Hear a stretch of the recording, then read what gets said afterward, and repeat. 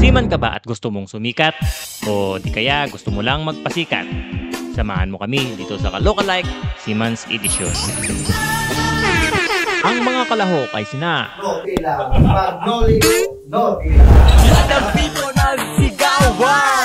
Katago pa.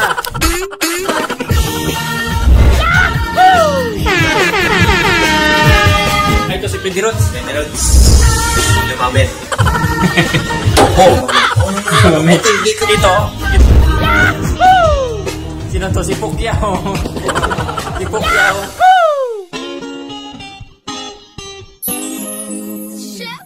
Sa unang round, ipipresenta ng kalahok ang sarili sa mga madlang seaman upang patunayan kung siya ba ay kalokalike o kaloka. Hit me with the horns!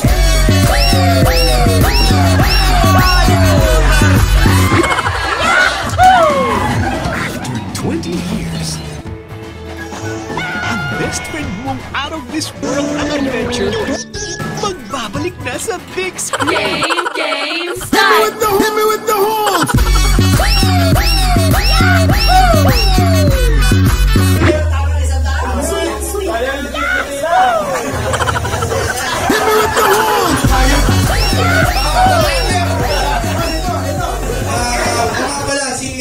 Okay, ay hindi marunong magtagalog. Ano masasabi mo sa ating mga... Hit me with the horns! Sabi niya, maayong gabi sa iyo ang tanan. Saya pala siya. Hit me with the horns! Ano masasabi mo? Hindi mo wala ulo spirit lagi, no? Hit me with the horns!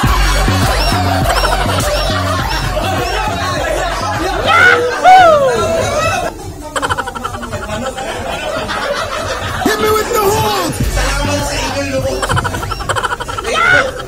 Okay, he is considered one of the greatest masters of all time. From Sarangani Province, Philippines.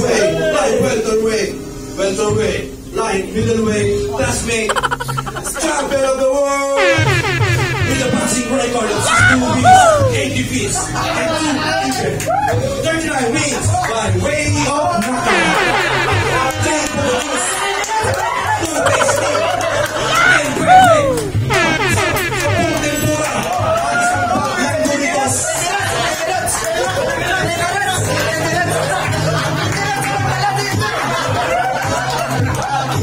Please welcome our champion, People's Cup, Manny Pacquiao!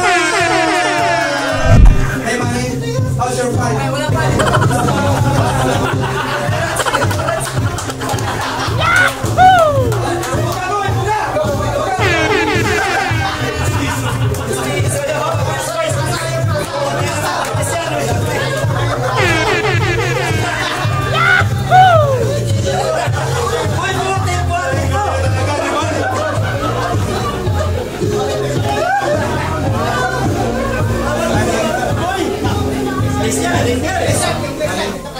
How are you, Manny?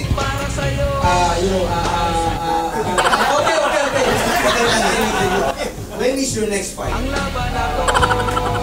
Possibly next fight, maybe Las Vegas. Can we see Mayweather Pacquiao fight next? Mayweather is not a good fighter. Maybe I will fight Mayweather, but no good Mayweather, but good. Hey Ben, you want some fight?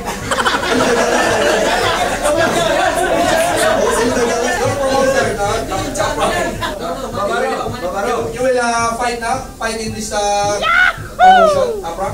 I want. Pass.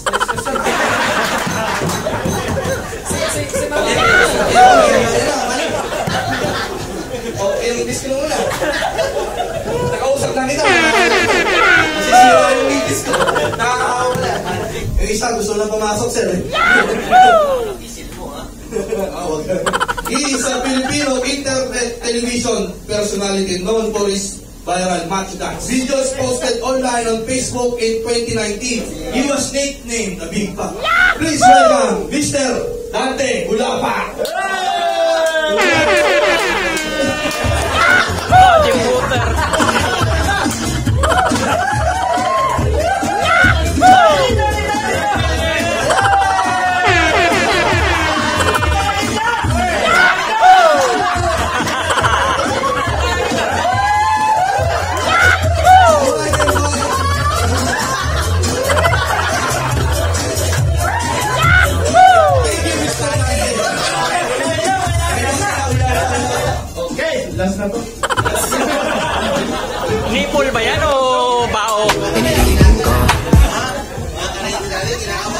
Magandang gabi po sa inyo lahat.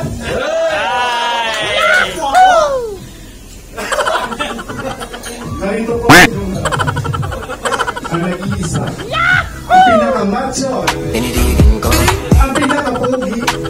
Ang kunin na Becky. Ang Dante Gulapa ng San Fernando.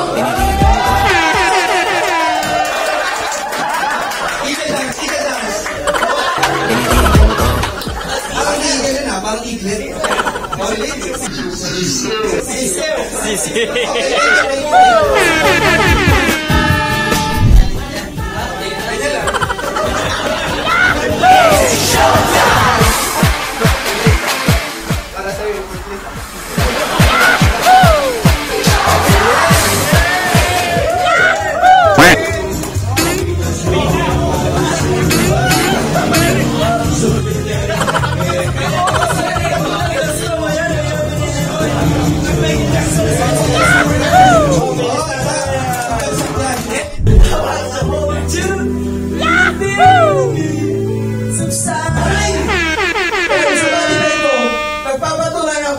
Sige ko, aray ko, galing ko, aray ko, bahala kayo. Basta yung mga bata ko, safe yan!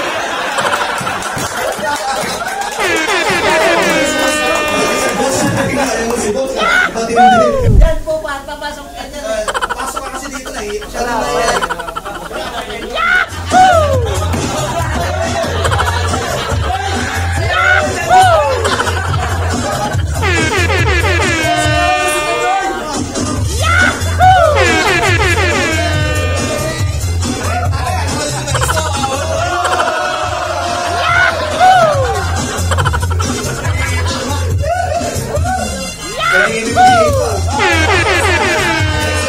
Ay, tanong mo, kapag bibigyan ka ng pagkakataon, malipat ang isang parte ng katawan mo sa mo. Pag ako, nabigyan ko ng pagkakataon malipat ang isang parte ko sa katawan ko, gawin ko, yung kamay. Yung kamay, kaya ko gawin mo. Oo! Kasi pwede kang matulog habang may tatakip sa bibig mo.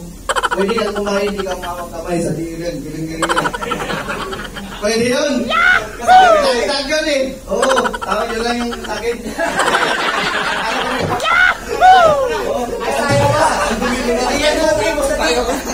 Ang dumi ko na. Pag nasabon ka sa barko, sino sa tingin mo ang magbabalaw sa'yo? Sino at bakit? Yung nasabon pa rin. Kasi siya yung magsashampo sa akin, maghihilot, magbabalaw para lahat sa loob, hindi sa lulo. Kaya yung magbabalaw sa akin, yung nagsabon. Corny.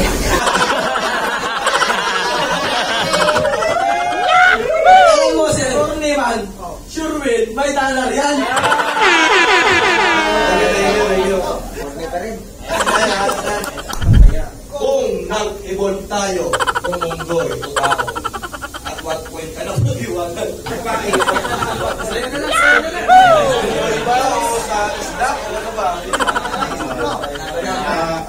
Next question.